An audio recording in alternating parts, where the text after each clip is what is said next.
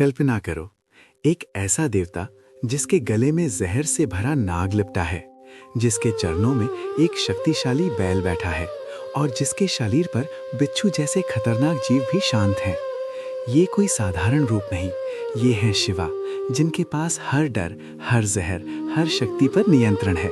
लेकिन सवाल ये है, आखिर नाग, नंदी और बिच्छू महादेव के पास कैसे आए और इनके पीछे छुपा वो रहस्य क्या है जिसे बहुत कम लोग जानते हैं। बहुत समय पहले जब संसार नया नया बना था, हर जगह डर, अंधकार और अज्ञात शक्तियां फैली हुई थी। नागों का राजा वासुकी बेहद शक्तिशाली था। उसका जहर इतना खतरनाक था कि देवता भी उससे डरते थे। एक दिन वासुकी ने सोचा, मैं इतना शक्तिशाली हूँ, फिर भी सब मुझसे डरते हैं, कोई मुझे अपनाता क्यों नहीं। वो अकेला था और उसके अंदर अहंकार भी बढ़ रहा था। एक दिन वासुकी हिमालय की गहराइयों में पहुंचा, जहां माउंट कैलाश पर महादेव ध्यान में लीन थे। वासुकी ने सोचा, अगर ये मुझे स्वीकार कर ले तो मैं सबसे महान बन जाऊंगा। लेकिन जैसे ही वो पास गया, उसका जहर खुद ब खुद शांत होने लगा। महादेव ने आंखें खोली और मुस्कुराए। उन्होंने कहा, वासुकी, तुम्हारा जहर तुम्हारी कमजोरी नहीं, तुम्हारी शक्ति है, लेकिन अगर तुम उसे नियंत्रित कर सको। वासुकी ने सिर झुका दिया और उसी क्षण महादेव ने उसे अपने गले में धारण कर लिया। उस दिन से नाग बन गया शक्ति और नियंत्रण का प्रतीक। एक छोटे से गांव में जन्म हुआ एक अद्भुत बालक का, जिसका नाम था नंदी। बचपन से ही नंदी को केवल एक ही नाम पसंद था, महादेव। उसने कठोर तपस्या शुरू कर दी। दिन रात, धूप, बारिश, कुछ भी उसे रोक नहीं पाया।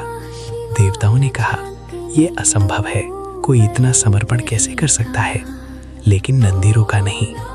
आखिरकार महादेव प्रकट हुए। उन्होंने कहा, नंदी, तुम सिर्फ मेरे भक्त नहीं, मेरे मित्र हो। और फिर उसे अपना वाहन बना लिया। उस दिन से नंदी बन गया भक्ति, निष्ठा और शक्ति का प्रतीक। अब कहानी का सबसे रहस्यमयी हिस्सा। एक बार एक घने जंगल में एक बिच्छू रहता था, जो अपने जहर के लिए कुख्यात था। हर कोई उससे डरता था और इसी डर ने उसे क्रोधित बना दिया।